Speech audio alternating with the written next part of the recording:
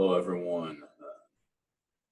Today we are going to jump into some Excel programming and just talk about how to use the software a little bit. This is something I never used a single Excel file or document for anything until my last semester of my undergraduate degree. So this is spring of 2010. I managed to make it all that way without ever opening or utilizing Microsoft Excel. And from what I understand, that is way behind the curve and behind the times. Even back then, it was a little bit behind the times. I sort of like snuck through the cracks, I guess, or fell through the cracks. And so I was a late bloomer on getting into Microsoft Excel. But I will say that it is an exercise scientist's sort of best friend when it comes to just tracking things and recording them, or trying to get them presented clearly for others to use. So we're going to dive into that today to hopefully just get you guys better at it.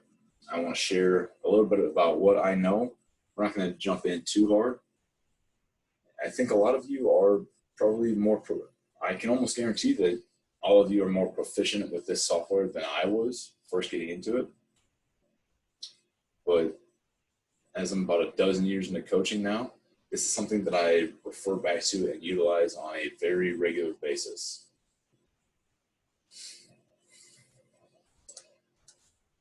Use it even if you just want to do something simple like tracking your way through a presentation. So I want to talk about horizontal versus vertical loading. I feel like one of the biggest issues that we run into when we are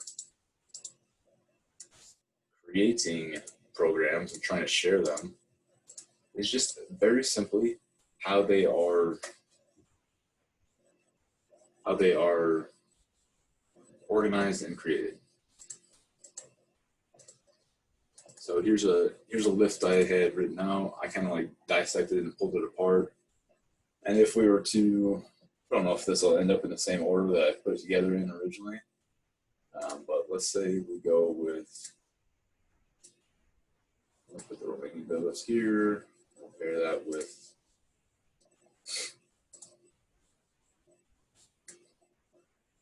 towel press, maybe, or at least towel press.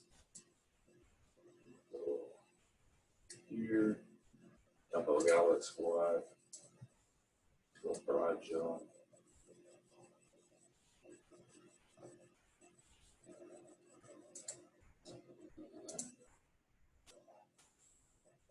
Yeah, let's try it out. Go here.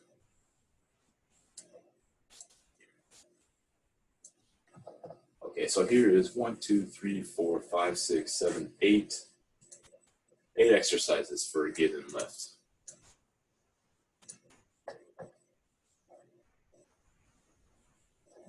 Probably don't need, I don't think I need to have 3.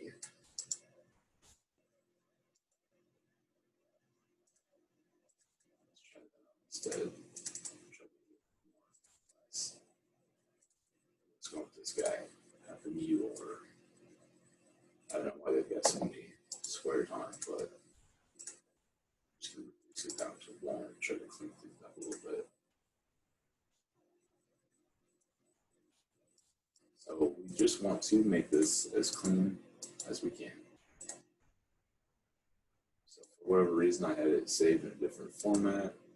It was kind of sloppy. If I want to get rid of those altogether, maybe just clean up my whole sheet. Go here, delete.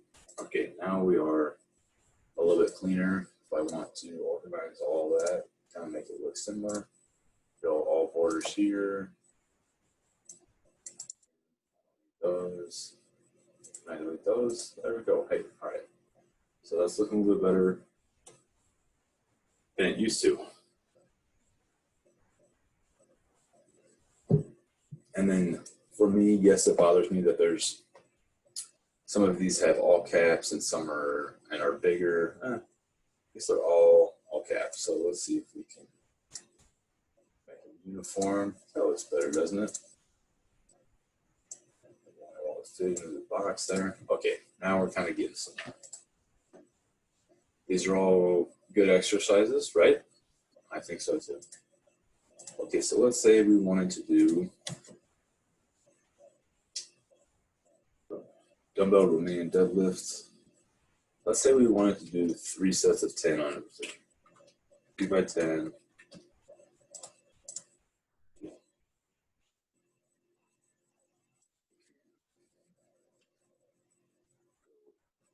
Control C and Control V, Control V, Control V, Control V, Control V, Control V. And then we can sort of copy and paste that way.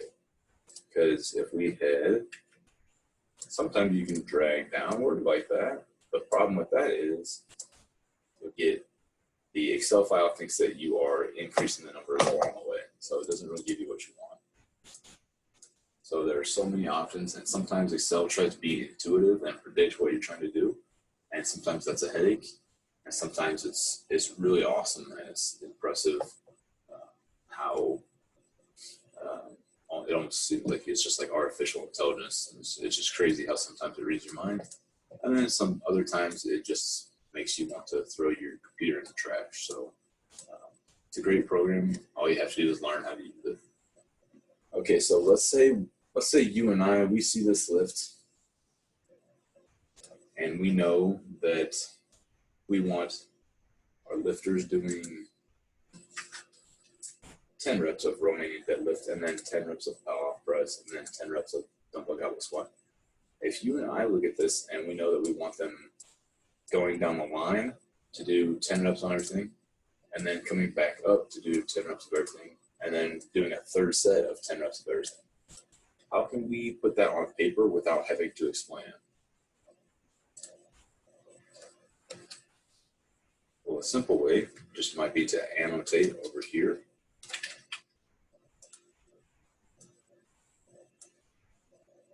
And what we're doing over here is this would be like an order column. And you sort of have to explain ahead of time that that letter is going to tie any other movements together with letters, with a similar letter. And then the numbers will tie the order together. So if we see that we want to do a full round and then repeat again and again, that's called vertical loading. And with vertical loading, you would do one set of one exercise and then move to the next set of the next exercise, and so on and so forth. That's vertical loading. What would horizontal loading look like?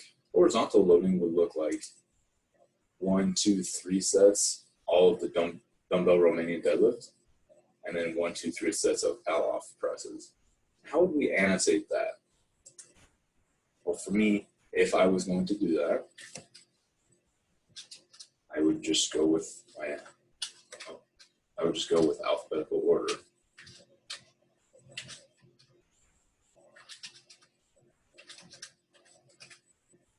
So this notates that you have a letter with no associative number, and that tells us that that exercise is going to be all by itself.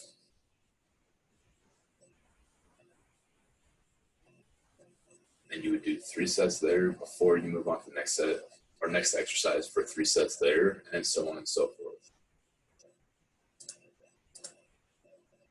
That is horizontal loading. But if we look at the exercises here, we might realize that some exercises are not really interfering with one another. It may be more time efficient and possibly even just beneficial for the stress that we're applying on the lifter to sort of blend some of these lifts together into a superset would be 2 movements, and a complex would be 3 or more movements. So for our first block, let's call this A1 and A2. And now that we've done this, we know that the lifter would perform 1 set of the dumbbell RDL and then 1 set of the pull-off press. And that would be their first round. and then they would come back in and they would perform vertical loading within those two movements. So they would return to the dumbbell RDL and then go to the Pallof press. And then they'd come around for a third time for those two movements. Okay, moving on from there, we'd go into our B block. And it looks like we could probably get away with maybe doing these three exercises in a complex or a tri-set. Some people will call, we use that term as well.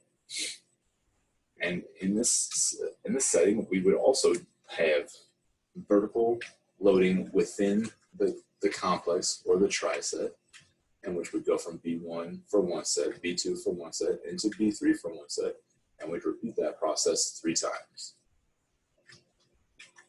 And for our final 2 movements down here, we could repeat the process of pairing the exercises, realizing that maybe they're not really taken away from each other too much. And again, it would be vertical loading within the block, but it would be horizontal loading from block to block, in that we would finish all of our sets in our A block before we move to our B block. And so make sure you know the difference between horizontal and vertical loading, and how to notate that, how to make that clear through what you're putting on paper. And yes, maybe the first time someone sees this, they need to be taught about that order structure, that letter to number order structure. But you can do other things that will sort of make it a little bit more clear. Like, oftentimes I will go in and take my B block or my alternating blocks, and I'll just highlight them a little bit. And let's say I had a D block of, let's say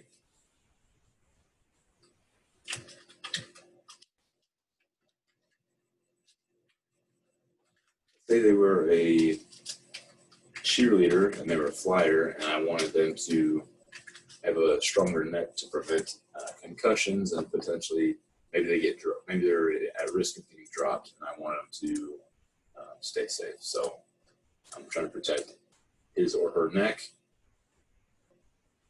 and so maybe I do neck 4-way, and arbitrarily I say 3 sets of 10 again.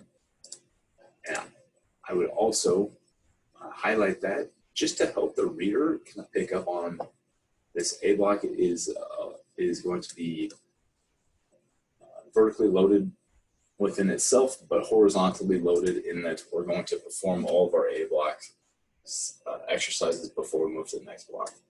So I kind of just like to differentiate them just like that. And now that we've built out the other sides a little bit,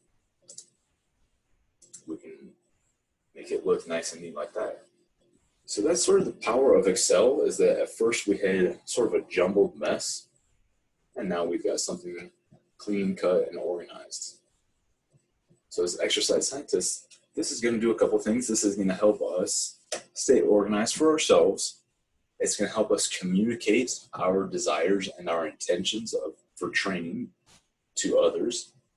And thirdly, what it's going to do is it's going to be a step in the right direction of separating ourselves from the masses. Having worked in commercial and corporate gyms for years, I would see personal trainers come in and sometimes they do 0 recording, or aside from maybe having their athletes or their clients get on a scale.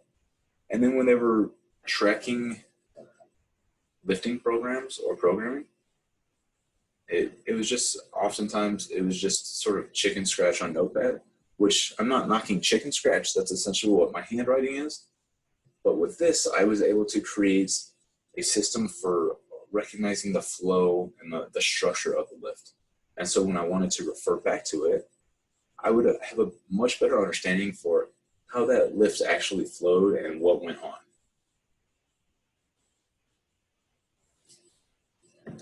Just having even these simple skill sets and practicing it and utilizing it will help set us apart from many other practitioners in our field. And so this would be essentially the bare bones sort of basic recording or programming template that I would use. And if you're, maybe this is a record of what they did, or maybe you're writing out what you want them to do in the future. If that's the case, you could start doing things like, you would maybe say like, this is lift 1 of 3. Oop, one of 3. And then what you would do is if this is a program that you are giving to someone to finish down the road,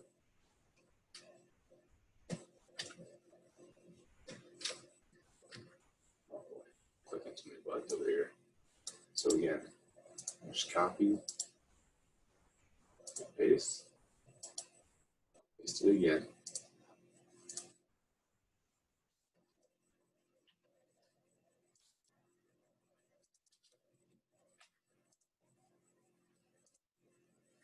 What you could do is just add in weeks here.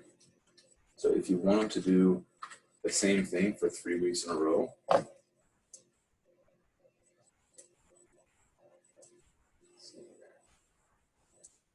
if you wanted them to do the same thing for 3 weeks in a row, now you have sort of communicated that.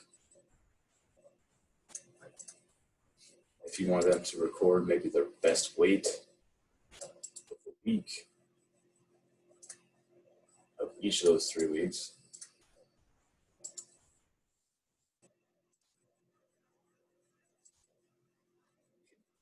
with Excel, you can just so easily go in and change that. So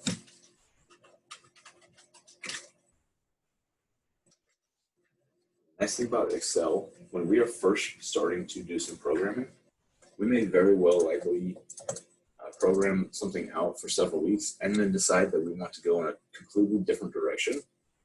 And with Excel, we can just easily go in and make adjustments instead of having to, if it was all written out, we may have to just rewrite the entire thing. And having done that in the past before I'm kind of getting some Excel skills and knowledge, I can attest that that is not very fun at all.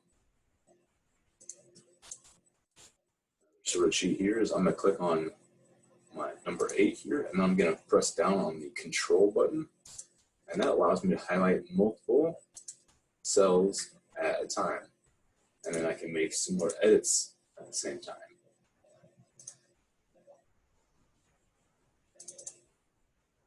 Just by double clicking there, that Excel cell is going to jump and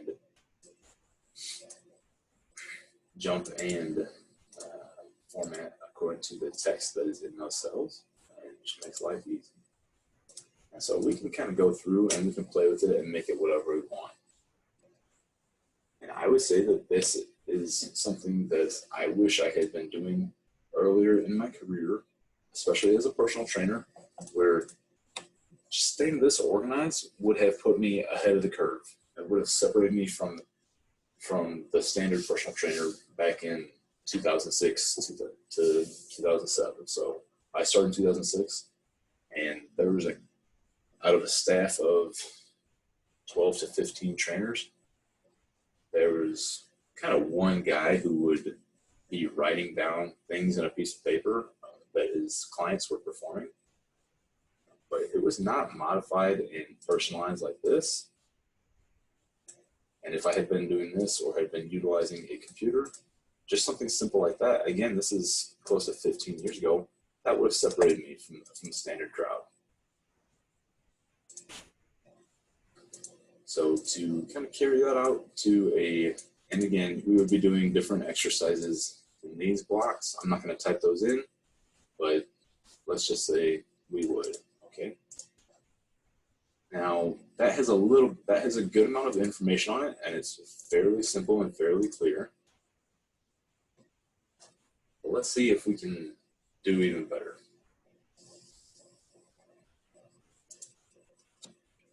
So in our other sheet, we went A1 A2, B1, 2, 3, C1, C2, and we'll leave that D out of it. So we're just going to have 3 blocks, and we're going to stick with that. Go A1, A2, B1, B2, B3, C1, C2. And let's see what exercises we had over here.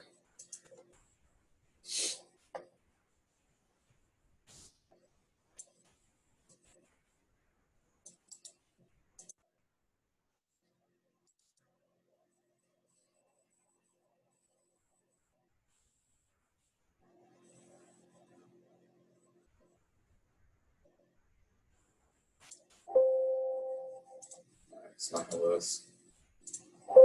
It's not going to let us paste because of the different mergings of cells.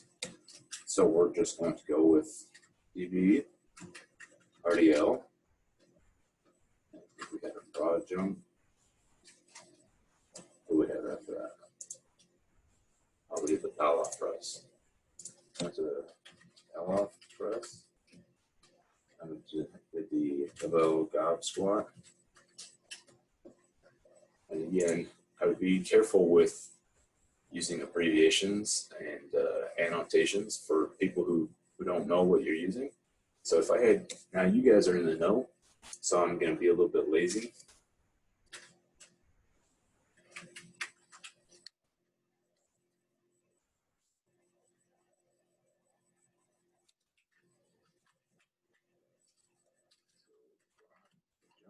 So like broad jump might just be B jump or broad J or whatever it is. So rear foot elevated split squat. So since you guys know what I'm talking about, you can go RFE, SS, rear foot elevated split squat. And our last movement would be the dumbbell farmer carry.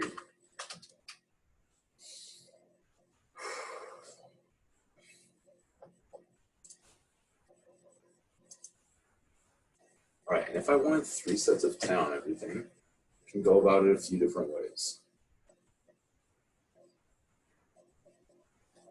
I can still do the 3 by 10. I can still do the 3 by 10. Or I could give life to each of those cells.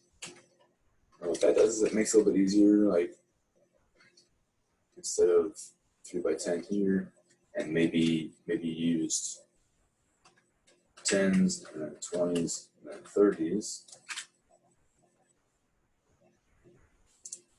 If instead I had done and track it as 10s, 20s, 30s. So that's your preference. And you see Excel did that thing where it tries being intuitive and it gives you something that you don't want that particular time. A lot of times that's great, but not so much this time.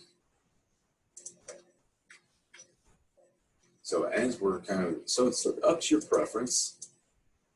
I say this is pretty clean and clear, but what happens if you want to do 4 sets of 10, then when you're tracking over here, there's not really gonna be enough space. So there's pros and cons to each. And then if you wanted to make this, if you're running out of space in the sheet and you wanted to make it more concise, you don't have to keep cells that you're not using. See, now A block has all the same information in a different format, right? And then if you look at what's going on here, if you're, depending on how you're loading or how you're programming, if you're trying to program multiple weeks at a time, you're actually going to run out of space if you're doing sets and reps in one column and your weights in the next column. So this works well for 1 week, maybe 2 weeks, but with this template, which I would suggest this being a template that you guys refer back to if you're just starting out.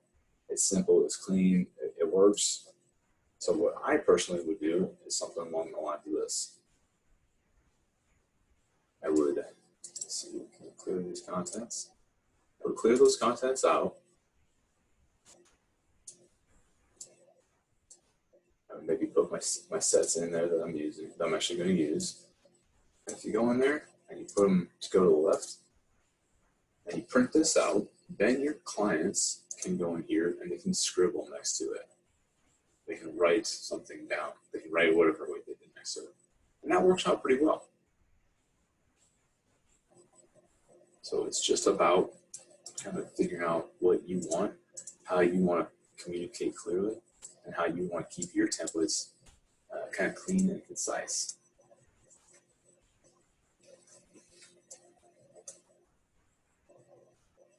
So you have options there.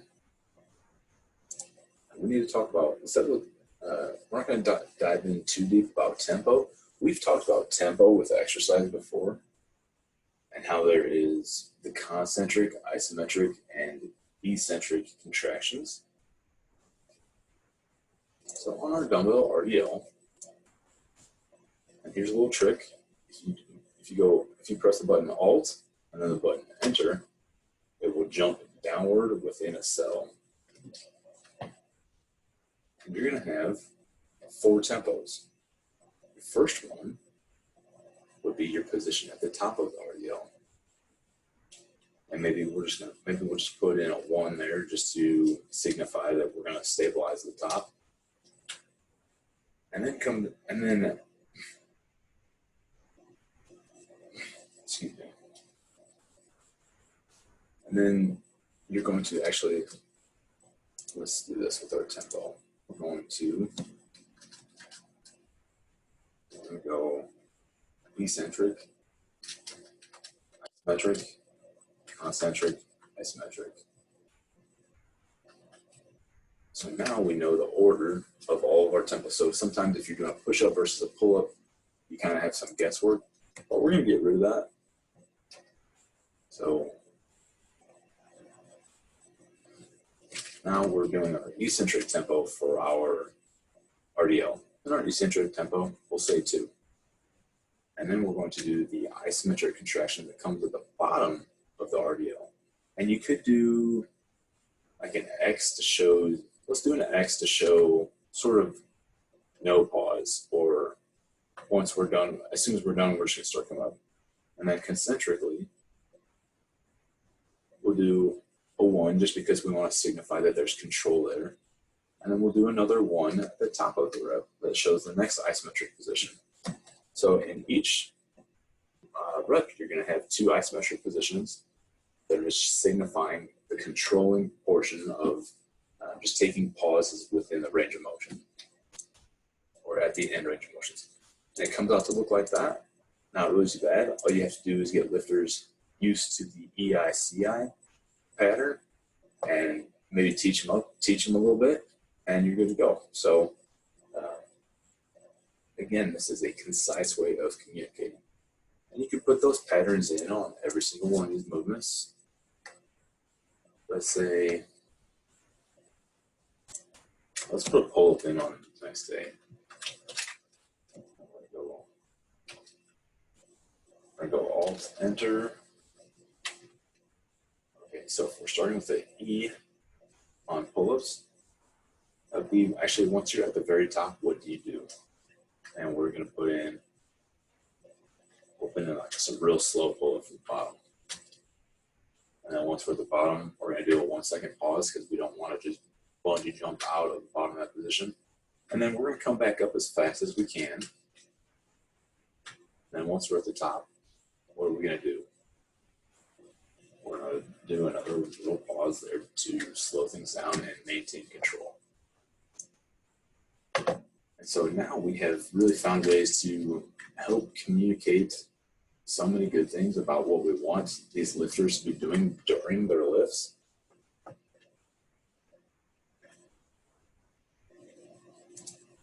Can even put in rest. So keep in mind, let's highlight here to sort of show some of the different blocks. So for rest, yeah, actually telling lifters how much we want them changing or not changing, or resting pressing during a lift. So once we're done with that dumbbell RDL, how much rest do we want before the pull-off press?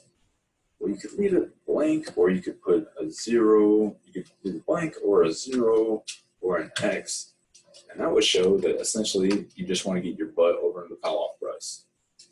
Sometimes I will do a sign like this that just gives them like 15 seconds. And let's turn that. We can turn that up, and that way we stay concise in our template, and we don't have to start like budging over into other sheets and kind of breaking down the aesthetic quality. So the dumbbell RDL was pretty hard, but when we're done, we give ourselves about 15 seconds before we kind of like mosey over to the pull-off press and keep going. And once the pull-off press is over, how much time do we give ourselves before we go back to the dumbbell RDL? For that, let's say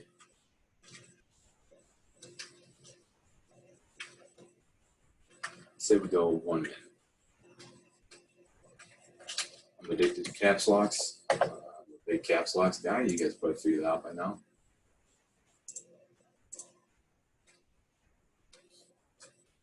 And so now we have our flow of, okay, after dumbbell RDL, there's really not much of a break at all. And then we go over to pull-off press. And after pull-off press, we're consciously taking about a minute to get back into our dumbbell RDL. So we're slowing things down here. How about on our tricep here? Well, we could probably do something similar. Let's go with no break. As soon as you're done with that goblet squat, you're going to broad jump. And we're going to go with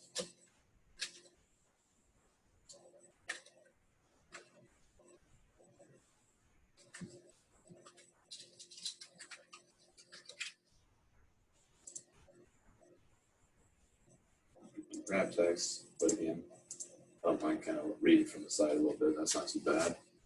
And then you can give yourself no break. We want to rapidly get into our broad jumps. And then once we're done with broad jumps, we've got a little bit of a breather before we go single leg hamstring curls. And then for that, we're going to be nice to ourselves. We're going to give ourselves 1 second. So now, think back to maybe workout programs you've gotten before out of magazines or from trainers or from coaches, and think about how much it would have helped or communicated to have a tempo and to understand the flow of the order and to understand how much rest to be taking in between. That's what this template is going to allow us to do. And it can be, maybe it's the swim team, Sally, and it's over summer. So now we know. You can even add in little details like what team it is, what athlete it is, and what time of year it is. And that way, if this piece of paper or this document gets lost or anything like that, it's just easier. It's easier to get to Sally on the swim team, and Sally on the swim team is going to know that this was the summer training block. So just adding in a little information there helps out. So this is a template that I would recommend that is a notch up from just this. Now you can start to put in some rests to make things a little bit better, to make things a little bit more clear. This is, and the 3x10 is not some secret loading, superior loading scheme. And in fact, as we get into a lot of our other discussions that are coming up, we'll talk about why 3x10 might be beneficial, but it probably isn't for most of the exercises. For a lot of exercises, not most, but for a lot of exercises and for a lot of goals, out 3x10 is probably not going to scratch the itch of whatever goal you're trying to achieve.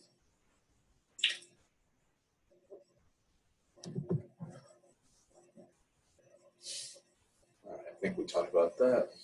Good well enough. Okay, I would not necessarily recommend jumping into a program with multiple tabs and options and things like that, but I just wanted to talk a little bit about some of the options that Excel provides, some of the things that we might be able to do. So let's say you're programming, maybe you've got a big team and you want to be able to program, write one program and just have the biggest, strongest girl on the team and the smallest, weakest girl on the team use a similar program, but you don't want to rewrite every single one and you don't want to copy and paste them into different tabs and things like that. So let's go with 3 day a week with percentage based. So let's go back to our data tab, and what we're going to do is we're going to add in Sally, who's on the swim team.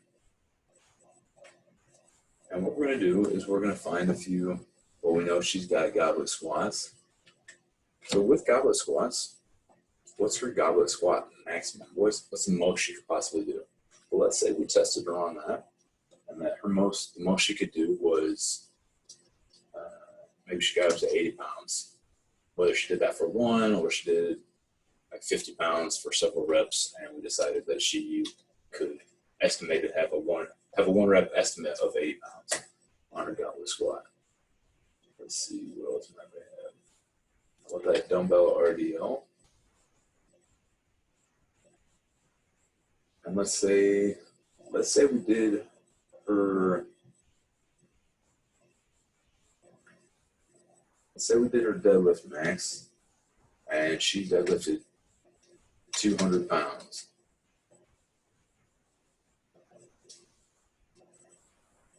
And for me, some of the numbers that I use is a lot of times I would call my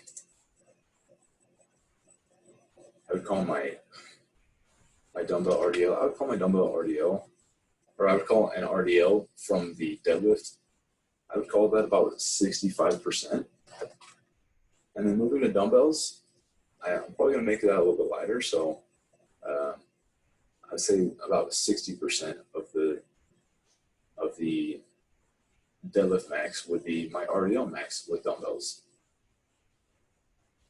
So I know the math is pretty easy, that 60% of 200 is 120 pounds. But let's say we're dealing with a big team and we want to establish some formulas. So I would go into this square and I would make an equal sign. Head over there to highlight that. And then I would multiply it by 0.6. And I would close the parentheses. And that's going to give me my end weight there. So if I had, maybe Sally did something like 225 pounds there.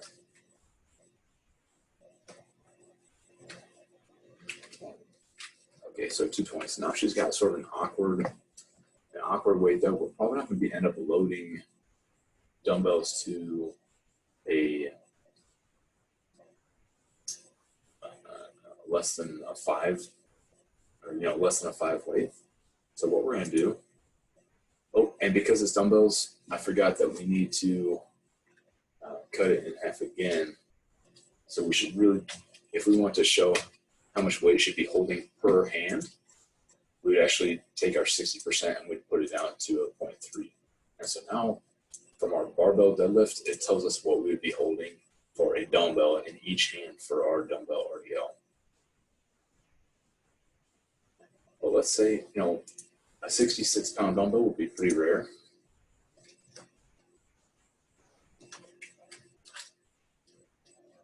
So let's say we do and round, and we're going to put that similar equation in, comma 5. And now what it does is it rounds to the nearest 5 for us. So this is a drop in the bucket of what Excel is capable of doing for us. I don't know if our lift is going to require, let's see, so we've got a weight set up for that, weight set up for that. And you could do some pre-designated weights for that, but I'm just going to leave it. I'm going to be lazy with you guys and try to get you out of here a little bit earlier. So I'm just going to do these two. I'm going to be kind of lazy. And we've got our dumbbell goblet squat and our dumbbell RDL. let's switch over, switch back to our strength template. 3 weeks. We did 1 week with percentages. So let's go see. So again, this is going to be a little bit more of a complex program or template, I guess. The program is actually equivalently complex, but the template is just a little bit different. So we need to kind of zoom way in and out. This is going to be our dumbbell RDL.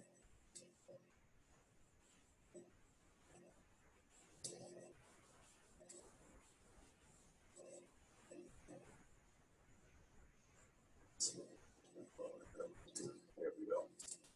So there's our dumbbell RDL.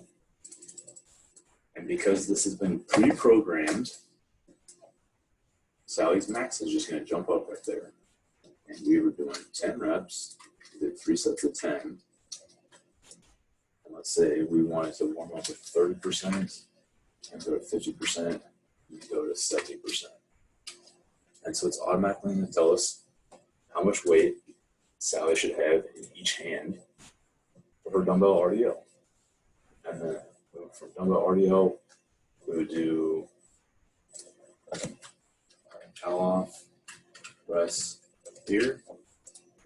And this is not built into the equation, so we would just write 3 by 10 and we can move on. Or we could go 10, 10, 10. And then we are back onto our next pre-programmed lift. It was our dumbbell goblet squat. Let's see if we can find it here.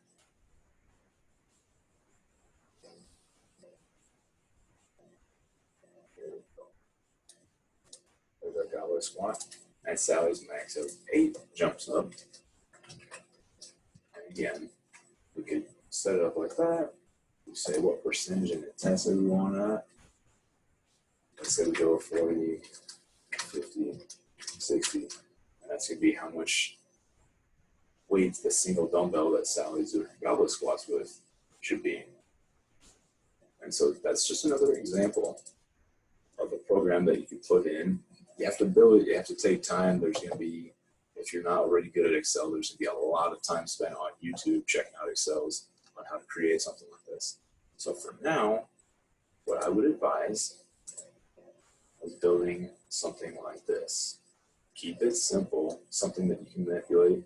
The downside of this thing is I've been invested time-wise and built out my whole program, or built out the whole template, and I get down to the final thing, and then somewhere in I made a typo and the whole thing quits working, or a significant portion of it quits working. And then I've put in quite a bit of time on something that is no longer functional. Whereas something like this, you make a typo or an error, and your problem is basically solved.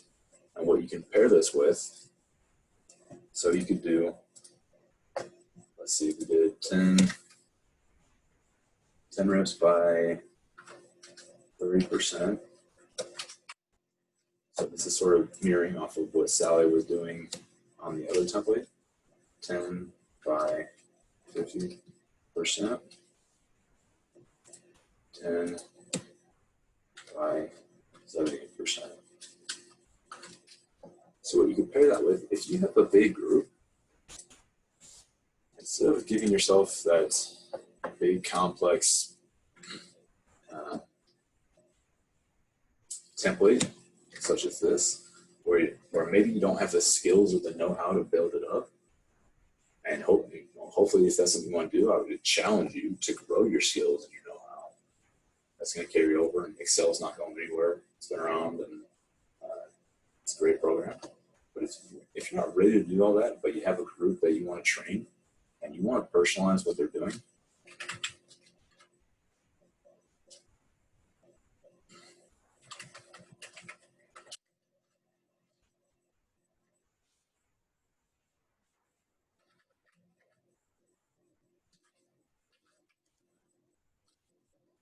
You're just about done here, guys, so be patient, stick with me.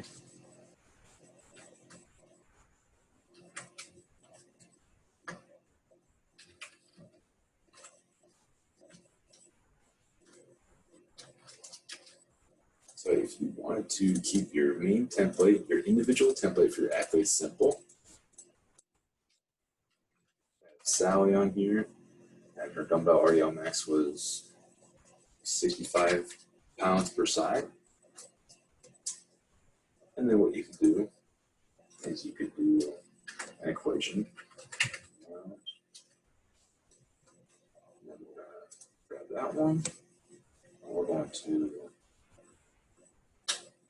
multiply it by 0.3,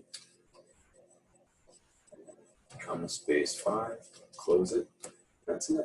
Round to the nearest 5 for a dumbbell. That's 30% of Sally's dumbbell RDL max. And then we can do the same thing here. I'm going to click and drag. I'm going to come over here and I'm going to fix what needs fixing. So it's at 50% now instead of 30%. If you double click here, you'll see that that blue box just grabbed the wrong text cell from what we wanted. And so I kind of cheated my way to having my formula jump over there. I'll do the same thing over here. And Sally, she's on the swim team with Jenny and Alexa or something. And maybe Jenny's very strong and she's at 100. And Alexa's even stronger and she's at 150. They're probably not going to be, no offense to female swimmers, but there's probably not going to be a female swimmer who's holding 150-pound dumbbells in each hand for dumbbell RDL maxes. But there likely could be. You know what? I've also spoken with coaches who have had female divers deadlift 400 pounds. So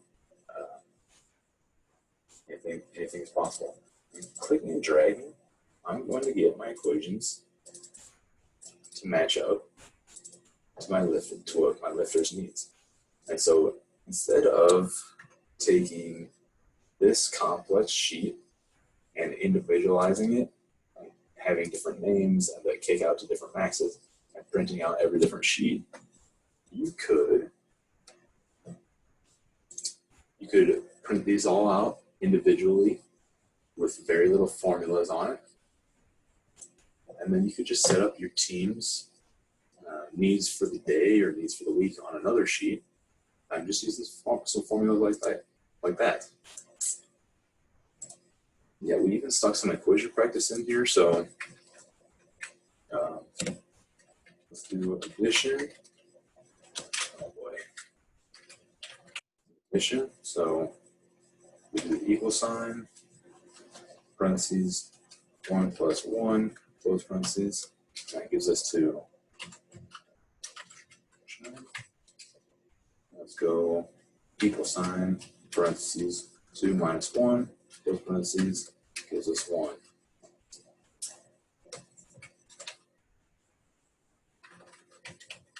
And let's go equal sign, parentheses, 3 asterisk, which will help us multiply by 3, close parentheses, and we get 9. And division. That's going to be equal sign, parentheses, 9 slash 9, close parentheses. That's going to give us 1. So we have all these little basic tools. Something over here looks sloppy, or when we start doing things like our M rounds, learning M rounds and adding in how much we want to round it to, because we could also change our M round to the nearest 10th of a dumbbell or the nearest 50th of a dumbbell. Nearest 500 is 0, right? So there's all sorts of things that you can play around with. And that's, I've kind of just shared the tip of the iceberg with you guys, but it should get us all capable of programming and communicating what we want in both the tempo, the exercise order, the rest, giving them a little bit of space to maybe do some recording. You could also give them maybe like the bottom cell.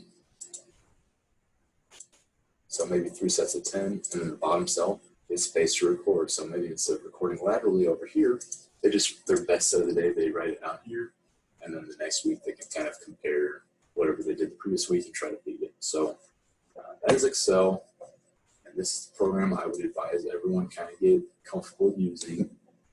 Just something very simple like this is going to do work wonders for sort of just our ability to communicate, our ability to record, and just kind of help separate all of us from individuals who are not using it.